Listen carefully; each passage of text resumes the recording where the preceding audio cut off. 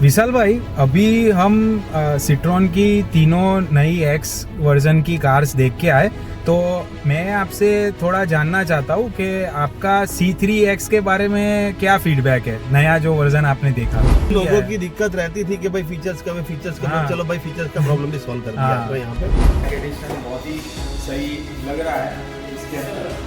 और एक बात ये क्या है कि इसका ग्राउंड क्लियरेंस है 180 के आसपास है। और हमने जो लास्ट टाइम C3 देखी थी उसके कंपैरिजन में आप ये सब देखोगे, जो सॉफ्ट टच मटेरियल है, जो क्वालिटी ऑफ इंटीरियर है, और ये स्क्रीन भी अपग्रेडेड लग रहा है।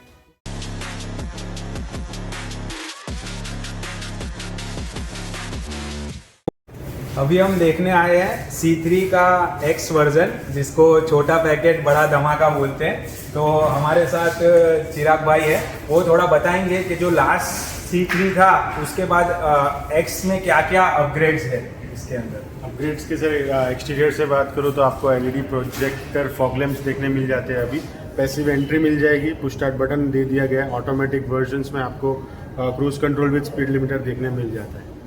ये इतने चेंजेस है। ऑटो डिमिंग IRVM आ गया है और इंटीरियर लाइट्स भी वाइट कर दी गई है। ये मेजर चेंजेस आए हैं।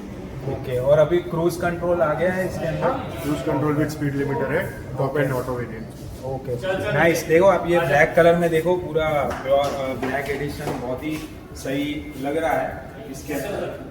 और एक बात ये क्या है कि जो इसका ग्राउंड क्लियरेंस है 180 के आसपास है, तो आपको ऐसा नहीं लगेगा कि कोई आप हैचबैक चला रहे हो। तो मेरी हाइट है ना अभी 6 फीट है, तो हम देखते हैं कि इसमें मेरे लिए कितना कंफर्ट है। तो मैं काफ़ी हैचबैक्स ड्राइव करता हूँ, तो उस हिसाब से मुझे ये थोड़ी हाइटेड लग रही है। मतलब जो ग्राउंड क्लियरेंस है उसका इस पे इम्पैक्ट तो आ ही रहा है, और हेडरूम भी मेरे लिए काफ़ी डिसेंट है, कंसिडरिंग कि ये एक हैचबैक सेगमेंट की गाड़ी है। और इधर काफ़ी रूमी फील आ रहा है। और हमने जो लास्ट टाइम C3 देखी थी उसके कंपैरिजन में आप ये सब देखोगे, जो सॉफ्ट टच मटेरियल है, जो क्वालिटी ऑफ इंटीरियर है, और ये स्क्रीन भी अपग्रेडेड लग रहा है। तो ये काफ़ी अच्छा काम किया गया है, जो विच इज़ कमेंडेबल, मतलब फ्रॉम सिट्रॉन के एंड से। अब एक बार जो सबसे इम्पोर्टेंट चीज़ है वो इसका बैक सीट हमको देखना पड़ेगा। तो ज़्यादातर क्या है कि पीछे की सीट वालों को ही दिक्कत होती है छोटी गाड़ियों में, तो अभी हम यहाँ पे कंसिडर करते हैं। तो पहले जैसे मेरे को अंदर एंटर होने में तो कोई भी दिक्कत नहीं हुआ। और एक चीज़ मैंने नोटिस किया जो काफ़ी स्मार्ट है, इसके अंदर इन्होंने पीछे AC वेंट्स नहीं दिए हैं, और वो एक तरीके से इसका कौन नहीं गिन सकते, इसका मुझे प्रो ही लगता है। क्योंकि अगर AC वेंट होता तो ये यहाँ पे बैठने का बहुत ही अनकंफर्टेबल हो जाता। और जहाँ तक मुझे पता है, आई थिंक सिट्रॉन का AC जो है वो 14 डिग्री सेल्सियस तक जाता है। तो इतने मतलब छोटे सेगमेंट की गाड़ी में आपको कूलिंग का तो बिल्कुल भी प्रॉब्लम होने वाला है नहीं। तो मैं रिक्वेस्ट करूँगा, एक बार चिराग सर आप हमारे साथ बैठिए यहाँ पे, तो लोगों को प्रैक्टिकली पता चले। अगर दो हमारे जैसे हट्टे-कट्टे लोग इसमें बैठते हैं तो देखिए, 2-4 लोगों के लिए तो इसमें कोई प्रॉब्लम है नहीं। इधर एक छोटा बच्चा हो सकता है, बट 3 एडल्ट के लिए यहाँ पे थोड़ी डिफ़िकल्टी हो सकती है। वो तो किसी भी हैचबैक सेगमेंट की गाड़ी है, बट मुझे इधर थोड़ा भी ऐसे क्लस्ट्रोफोबिक जैसा नहीं लग रहा है। और जिस प्राइस पॉइंट पे ये गाड़ी आ रही है, आई थिंक ये काफ़ी बहुत ही एक अच्छा वैल्यू प्रोपोजिशन हो जाता है, कंसीडरिंग 1.2 लीटर टर्बो इसके अंदर जो इंजन आता है, और जो इसका ऑटोमेटिक भी है वो प्योर टॉर्क कन्वर्टर है। तो ये जो कॉम्बिनेशन है बहुत डेडली है। मतलब आप ये परफॉर्मेंस के कंपैरिजन में तो इसमें कोई आपको प्रॉब्लम आने वाला है नहीं। अब एक बार इसकी हम एक बार डिक्की भी चेकआउट कर लेते हैं। हाँ, तो इसका बूट स्पेस है, आप देख सकते हैं, डिसेंट लग रहा है मुझे तो। कितने लीटर का है? 315 लीटर। हाँ, 315 लीटर का इसमें बूट भी आ जाता है।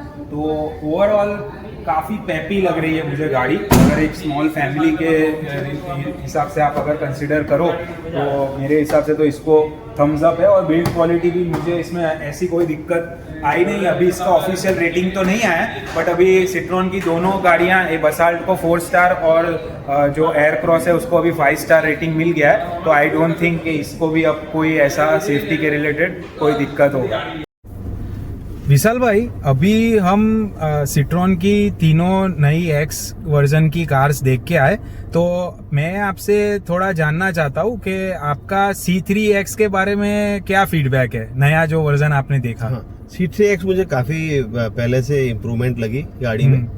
और बाकी तो रही बात जो मेन हमारा फोकस सिट्रॉन में रहता है, वो जो इंजन का जो शॉक अब्सॉर्बर है उसमें 1.2 इंजन है, तो आपको और क्या चाहिए उसमें। हाँ, सेफ्टी की रही बात सेफ्टी की, तो सेफ्टी में अभी उन्होंने कुछ ग्लोबल एनकैप या फिर भारत एनकैप पे कुछ गए नहीं है।